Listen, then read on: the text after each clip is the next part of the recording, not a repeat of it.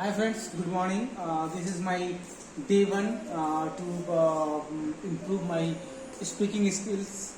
So I feel if 30 hours, 30 minutes of daily reading definitely help us to get a good command over communication. So but today I will start. Every day I am taking a newspaper, the Economics Times. So I'll just read out the newspaper today for half an hour, and I will also record my improvement for the next 30 days, and definitely I'll feel that will really, as this will help me, and also while you will watch my video, definitely this will also help you to get to have a better communication in English at your home without going to any coaching center or uh, any other person's help. So let's start today.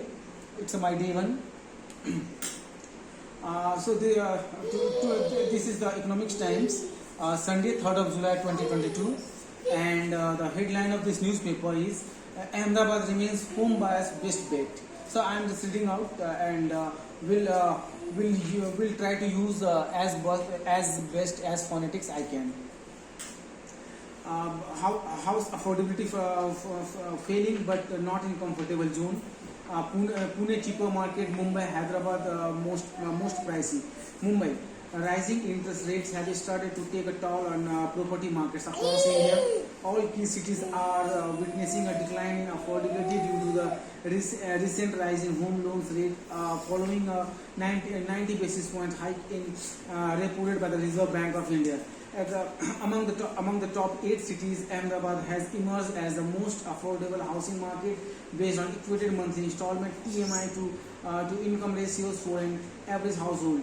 The ratio for Ahmedabad stood at 23%, followed by Pune and Chennai at 28% each. In the first half of the calendar year 2022, showed Knight Frank India's affordability index. The index witnessed steady on improvement from 2010 to 2021 across top cities, especially during the pandemic when RBI reduced repo rate to decadal lows. How the cumulative rise through two successive rate hikes decreased home purchase affordability on the average by 2% across markets and increased EMI load by 97%. Home affordability has worsened in the last couple of months due to the rise in home loan rates by 90 basis points, says Cecil Beisel, Chairman and Managing Director of Knight Frank India. On an average, affordability has decreased by 200 to 300 basis points across major markets. However, despite the hike in rates, market remains largely affordable. With this and the positive change in sentiments towards home ownership, we expect demand to remain unhindered, with the momentum backed by the latent demand in the market continuing. Beisel said. Ahmedabad has consistently been the most affordable city since 2019. From 46% in 2010, the home purchase affordability index here improved to 20% in 2021. Now I move to the second headline of today's news. That has covered the meeting or the visit of our Honorable Prime Minister to the Hyderabad.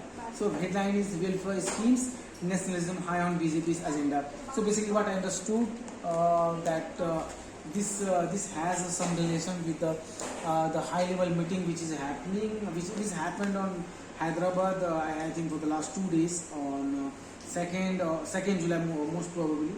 So here Prime Minister has made a visit there, and might be Prime Minister has addressed the Telangana people. So let's read out and understand what he has conveyed, or what the message he had for the peoples of Telangana. So the news goes as the BJP has directed national office bearers to reach out to the 300 million beneficiaries of the central welfare scheme, target 200 million home under the Har Ghar Tiranga, unfurling the tricolor at every home, drive to awaken nationalist sentiment and strengthen the organization at the booth level to sense the pulse of people as well as ensure votes for the party. In a meeting of National Office Bureau in Hyderabad on Saturday, BJP Chief JP Nadda hailed the party's performance in Uttar Pradesh In Uttar Pradesh, Uttarakhand, Manipur, and Goa assembly polls. Polls by polls in Azamgarh and Rampur. Both minority-dominated seats and bastion of Samajwadi Party, the local bodies polls in various states. The party attributed the electoral success to the Prime Minister Narendra Modi's Garib Kalyan Nidhi scheme aimed at the welfare of the poor. Modi has emphasized in several speeches after these polls that has should be 100% saturation in providing benefits without any bias. The Lavarthi beneficiary have emerged as the voter category for the BJP, and the party has added it to the core issue of nationalism and Hindutva. The Har Ghar Tiranga drive is set for launch, and the party will reach out to the beneficiaries of the Central Welfare Scheme in accordance with the call given at the Hyderabad meet. Nadda cautioned against resting on laurels, and office bearers should carry on the pravas travel to the educate people with about party's ideology and programs more aggressively. So that was the news covered, like Modi, Honorable Prime Minister has conveyed their BJP functionaries that the message or the welfare schemes of BJP government should reach out to each and every public, not only in Telangana but each part of India. And basically the meeting has onus on or meeting agenda to focus on the nationalism issue, which is the core principle of BJP.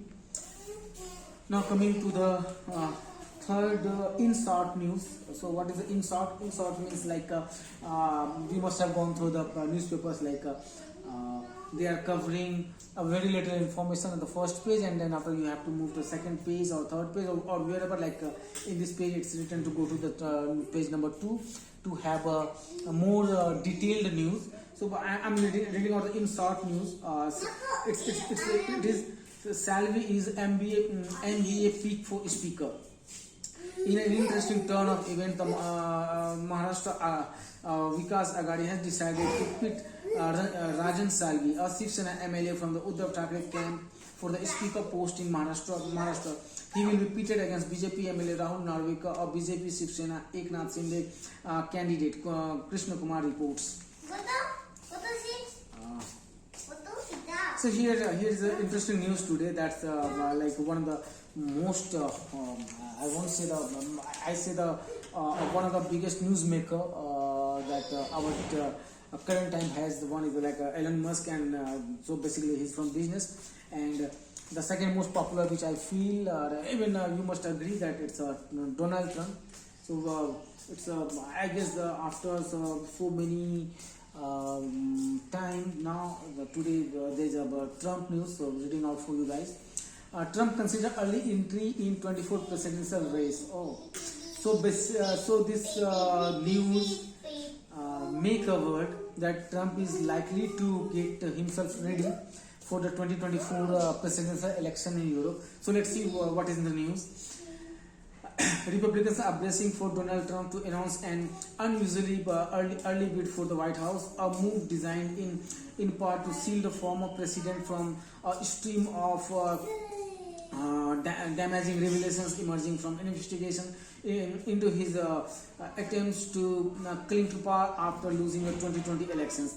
When many Republicans would welcome Trump's entry into the race, his move would also exacerbate persistent divisions over the former president of the party's best hope to win back the White House.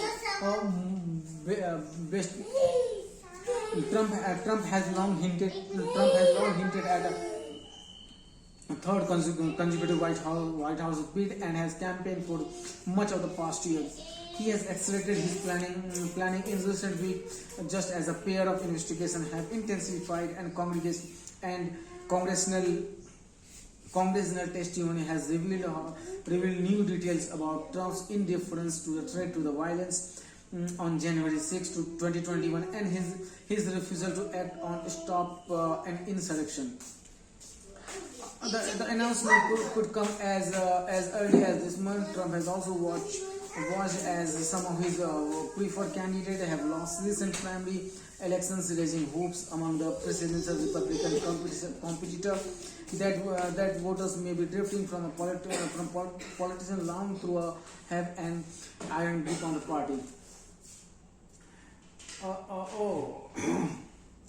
um, there's a very good photograph today. It's regarding how motorcycle can use for the recycling of waste. That's this is the picture. It's I guess one of the innovative way in India to do the things differently. That's called a jugaad. How on a motorcycle you can carry out this much of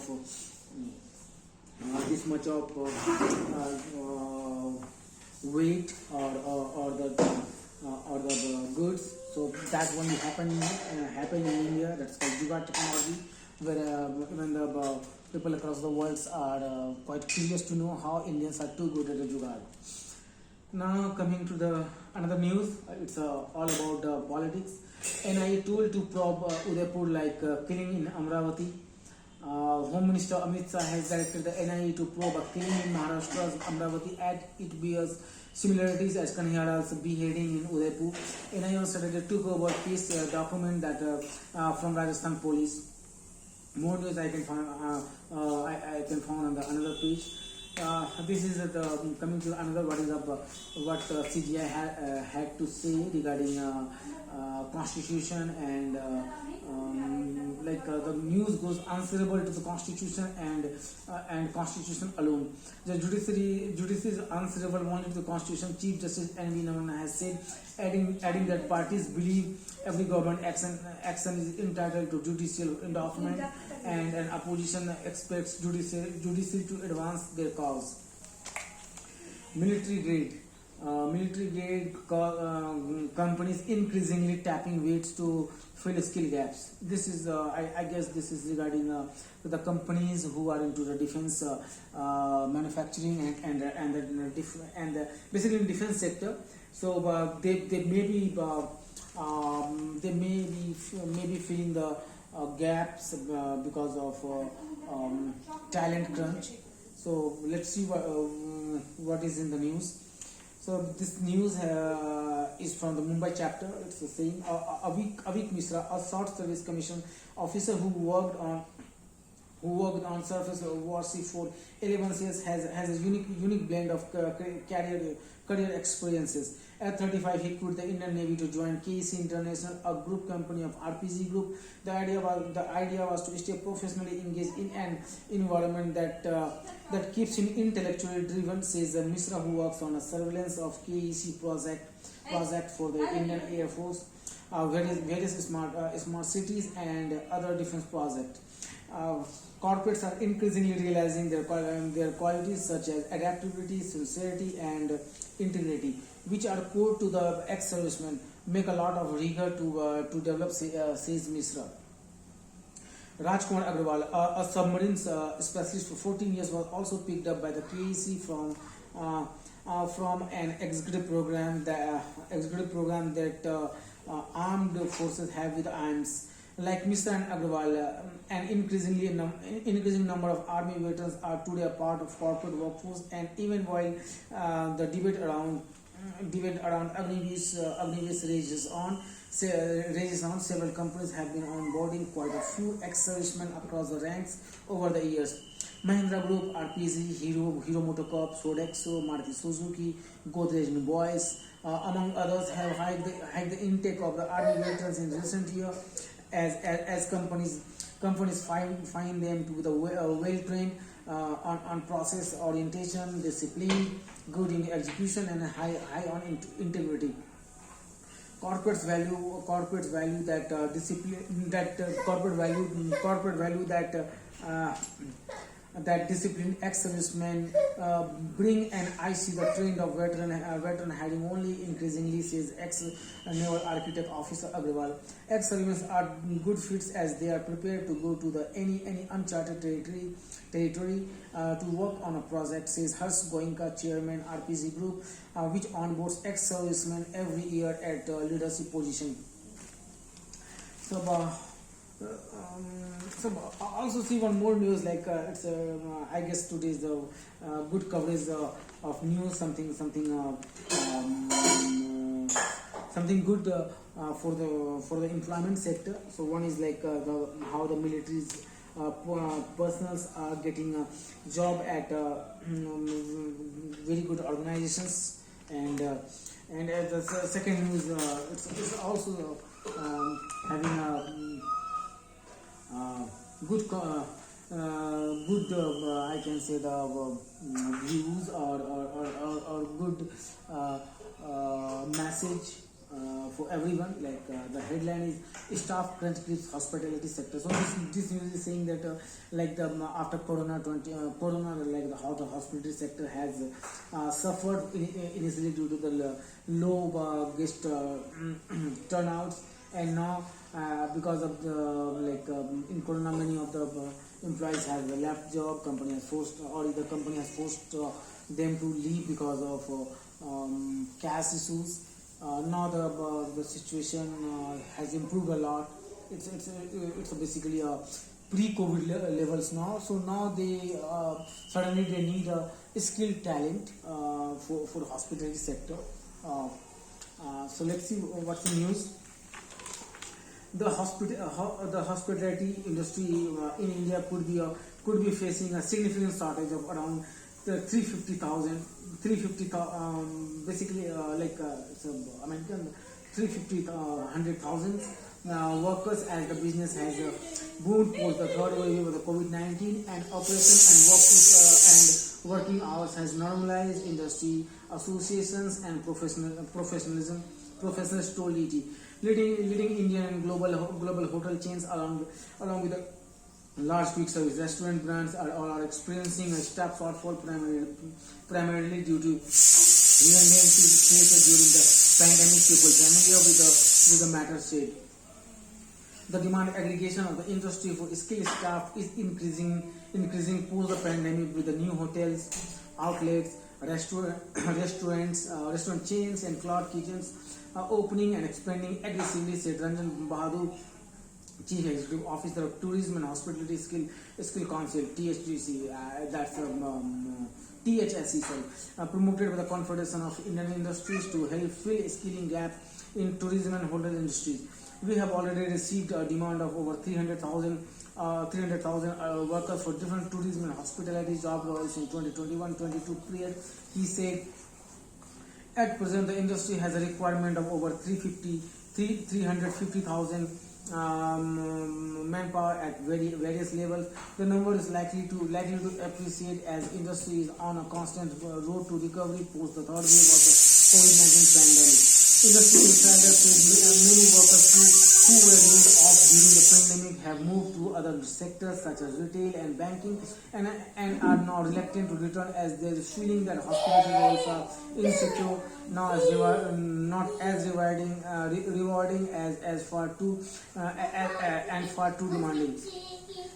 Shortage of staff is a big challenge, and almost all hotels companies are addressing this in terms of putting a lot of focus on multitasking and also developing new talent. According to the KP Kachiru, Chairman Emeritus and Principal Advisor, South Asia at Radisson Hotel Group. So friends, that's it for today. I guess it was good half an hour study. So every day I'll upload my own reading practice, either from sometimes from newspaper, sometimes from I'll read a story, or sometimes I will also read out some courses which I am currently going through to betterment to further skill myself to get good command on what I am doing and what I want to do. So that's it for today. I feel definitely this video will help others. Like if you don't have a time to go and attend the English classes physically, or even if there's some issues in funds, like if there's a financial issues, so this could be one of the great help, like while sitting at your home, and reading out daily definitely help you to be a fluent and good at English. Thank you. Jai Hind.